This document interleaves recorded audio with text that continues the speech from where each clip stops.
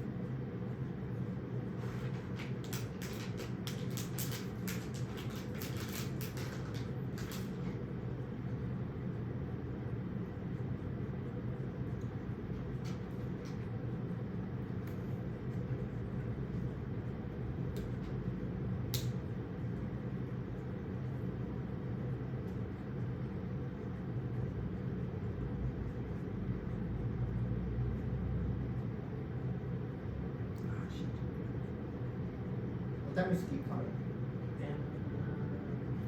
He should be here. I know, not yet. 5:15. You did say keep.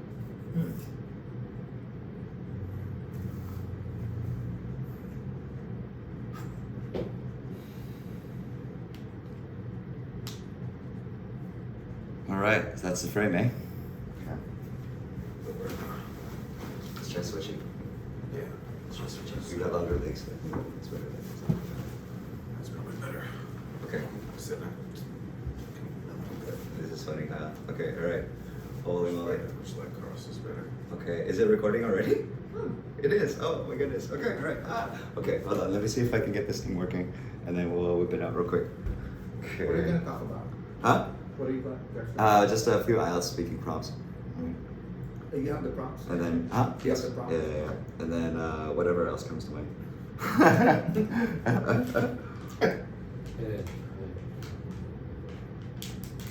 Okay, why can't I get this thing going? That's weird. Okay, all right. I'll try one more time. Have we set it up before? Huh? Oh. Let me try this.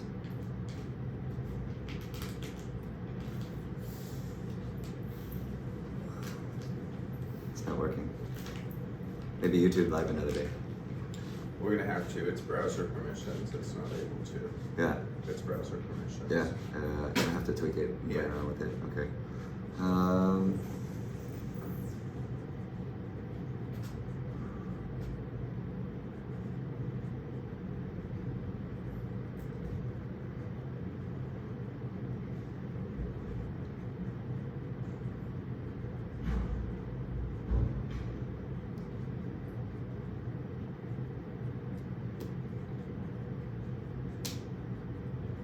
Yeah. Okay.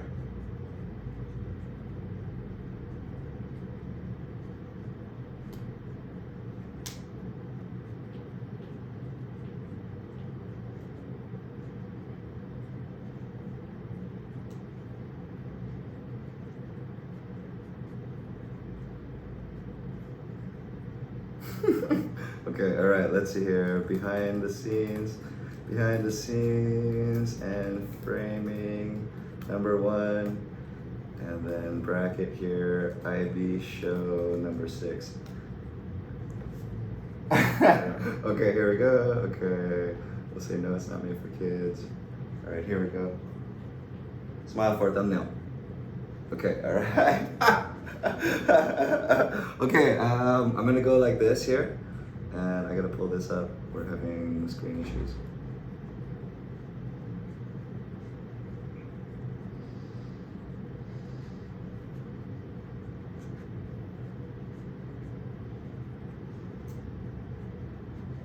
All right, and then this is where you can say you're gonna pick it at random, right? And then we'll give you the mouse too. Right, and tap into my screen here. Okay, all right, here we go. Okay, stream preview. Okay, can I do this? Retake thumbnail. Okay, retake thumbnail.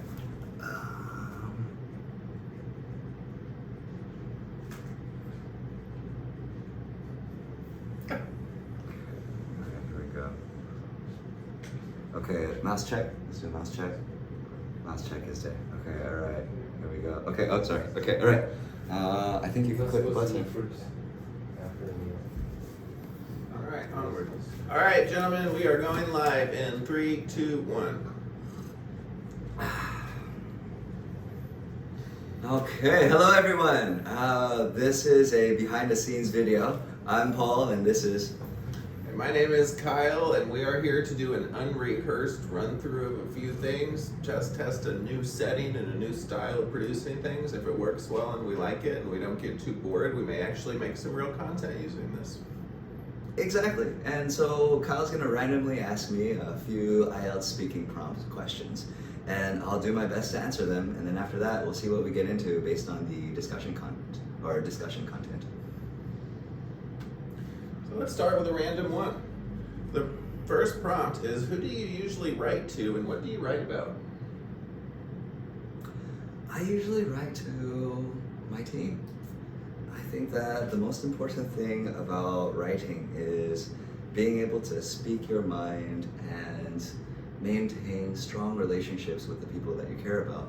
And so we are an average and a sum of all of the people that we interact with on a regular basis. And I believe that when writing to those people, I have to be polite and kind and true and altruistic and sacrificing and understanding and real all at the same time, right? And yeah, so that's all the different people that I write to. Yeah. That's a good one, thank you. Now, Oh man, I was like jumping into that one. I was like, nervous. let's switch around. Pick one Pick one. off of this list. I'll pick a number between 1 and 5. Oh, 1 and 6. All right, for part 1. All right, 6. Okay, all right. Oh, wait, I'm asking you. Okay, all right. Here we go. All right. What are the differences between handwriting something and sending an email? I think there are a few key differences between writing something by hand and sending an email or any kind of electronic form for that matter, for I lump them in together in how they convey emotion, intent, meaning, and subtlety. There are pieces in handwriting that you can use to get a feel for a person. You get an idea of someone's personality, a little bit of inflection and intonation, even depending how things are structured, put together, the little tiny subtleties that you can pick up when something is written that you can't from a font. I think people try to attach emotion to fonts and emails occasionally, but it ends up being almost silly or unprofessional, where clean handwriting conveys more than just the words on the page. That was an amazing answer. And you made me think of forensics experts who analyze signatures and link them up with personality profiles, right? Also too, where the human brain has this wonderful ability to calculate all the information it's getting, even if we don't know about it, you know, right? And like, it's cool, everything syncs up. Yeah, that's pretty Absolutely. awesome. Yeah. Okay, all right, so that's answering part 1 questions like it's part 2, guys, right? Where generally, you know, we should probably keep the answers a little bit shorter, right? But guys, we haven't been rehearsed at all, and it's okay, we're flowing with it.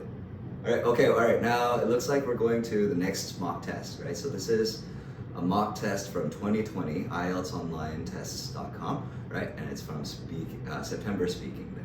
And this is a random selection. These are not prompts that we've seen before, and we'll do the same thing. We'll select 2 random ones for each other and go through the process again. Again, this is a part 1. And the next one, let's do this. Yeah, what about, let's go with part 2, or should we do introduction? Let's do one more. Let's do one more on this. Yeah, Real okay, quick. all right, okay. The last time you saw your friends, what did you do together? Oh man, the last time I saw my friends, we were dreaming about the future, right? So these days, I have been thinking about planning a trip about 33 months from now. And it would be 120 days, 40 or 30 days in Australia, 30 days in New Zealand, right? And 60 odd days in the States, right? And with my friends, you know, we take time to talk about these beautiful, wonderful futures that could be. And I think that's one of the best things I like about hanging out with my friends. Makes me think of Eleanor Roosevelt, right? She said, average people discuss, what is it? Average people discuss other people. No. Small minds discuss other people, average minds discuss events, great minds discuss ideas, right? And so thank you, Eleanor, right? That would be the way that I end my answer. Thank you, that's a good one. Okay, I have to pick one for you now. All right, yes? Okay, all right, I gotta pick one. All right. Let me see here. In what ways are your friends important to you?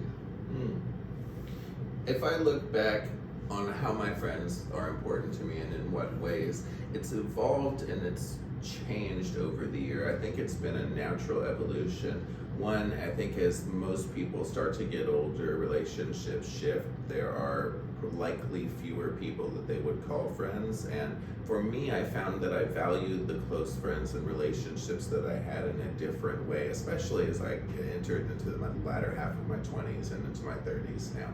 And I find at this stage in life, I'm in a place of acceptance about the limited number of people I would truly call friends, but at the same time, the quality of relationships. And I put a lot of value into that because I also try to provide both feedback and constructive criticism to people that are important to me and ask for and be open to it at all stages so I can get some insights and perhaps see some things that I'm doing, not doing, thinking about, not thinking about, and looking at it in a different way and allowing me to be a little bit more objective with some of the issues in my own life. So that's that's a few of the reasons friends are important to me. 8, 9. Right? No, wait, sorry, I was supposed to say 9. All right, that was definitely a 9, dude. Right? That was, yeah. Let's take a moment to just do some feedback on each of our answers, right? And like see what's good about them.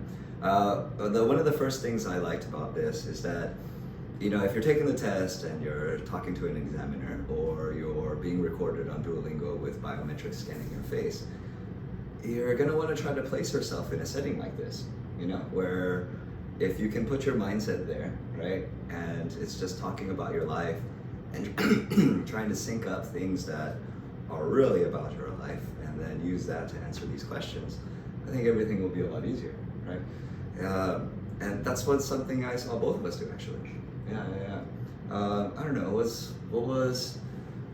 what were you thinking when you were giving a couple of your answers? How was that? I was thinking about making sure I had multiple pieces of information and didn't stick to a direct response to the prompt. I framed it and placed it in a setting and made it relatable to someone that didn't necessarily know me or where I was coming from. Because if you can't relate to something, it isn't clearly communicated.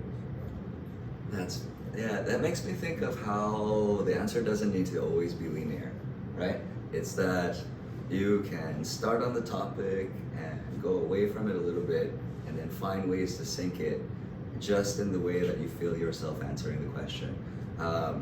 You know, this training to me is a little bit more reinforced just because I am a teacher, you know, and we look for organization in answers, points and evidence and analysis, or, you know, a way for the person that's listening to us to understand us and clearly work on the next action step together, right? And so that's the thing that you want to be thinking about as you're speaking, where if you could, right, record yourself and watch yourself speaking and then taking notes on watching yourself speaking, right? What would be the notes that are written on the piece of paper, right? And like you kind of want to work around that. It's difficult to formulate it in the setting, right? But it's one of those things that we'll make another video about, which is about unconscious incompetence versus conscious competence or conscious incompetence as well, right? And so it's quite simply, it's just being able to prepare your skills to be ready for any opportunity in the future, right? I think we'll skip the discussion stuff for today, right? Today is just a little bit of a brainstorming thing. Brother, that was awesome, right? That was so much fun for real. Okay, all right. Signing out. Let's mouse and cut it, right? And then go from there. It was really fun. We'll see how it's going. We got a Korean guy coming later, and maybe we'll integrate some music into this. All right? I don't know. Do we have the outro? Can we play the outro? Right. We're playing the outro. Okay. Define going.